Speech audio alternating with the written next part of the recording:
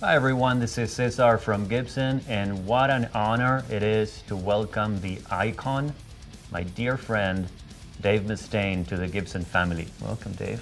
Thank you. Thanks for having me. Hello, everybody. This is a pretty surreal moment for me because, we've been friends for quite a bit, and we can finally tell the world that you are now a Gibson ambassador. Mm-hmm. How does that feel? Well, I guess there's an elephant in the front room, and it's me, and I'm here at Gibson, and it's great. I remember the first time that we first met at Wild Ginger for lunch, and you brought that Les Paul to me.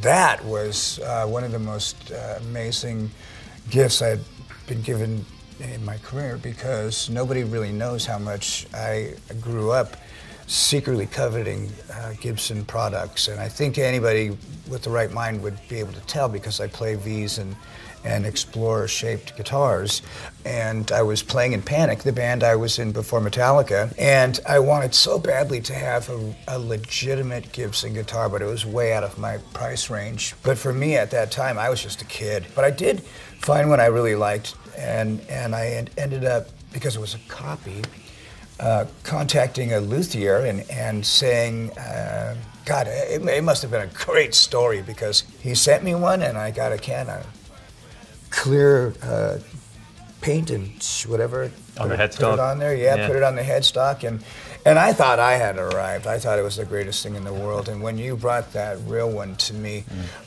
inside I was bawling like a baby, so it was super cool. And now, I mean, I know we're going to describe all of these things, but this is, you talk about surreal. Yeah, I totally agree.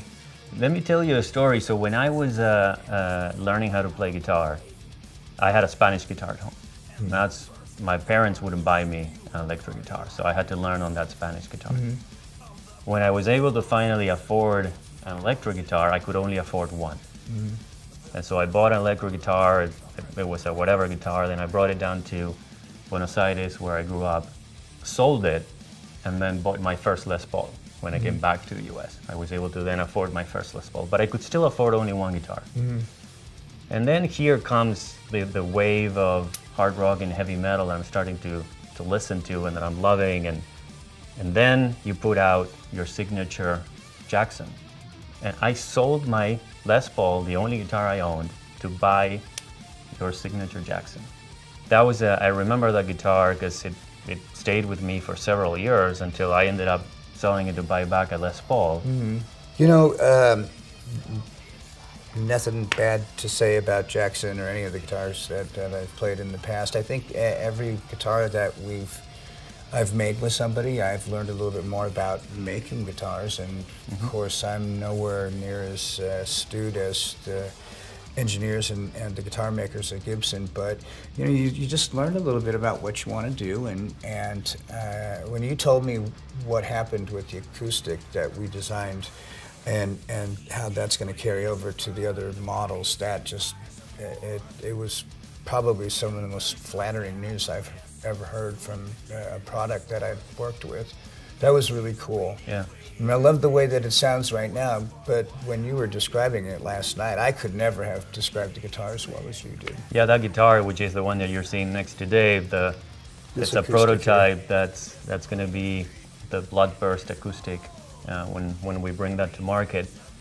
We had to do a couple of changes on that guitar because it's a 24 fret first, so that's a first pretty much for us in either a long time or forever. I don't remember us ever in the history of Gibson doing a 24 fret acoustic. So that had certain implications on the build, and then the scale length led to us having to widen the bracing inside.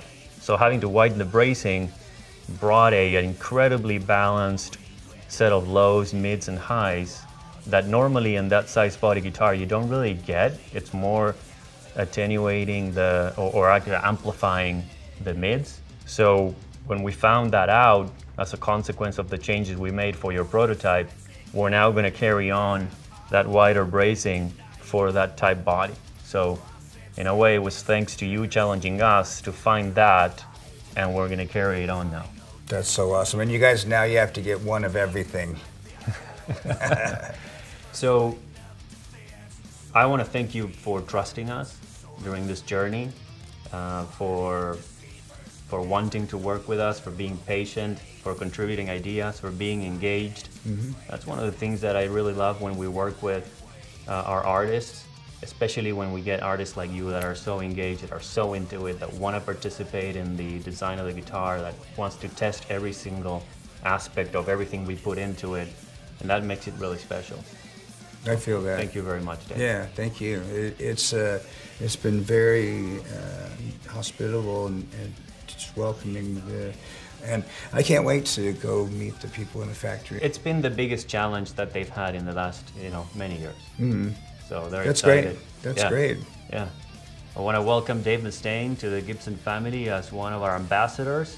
So stay tuned for a lot more about Dave coming to Gibson in the future.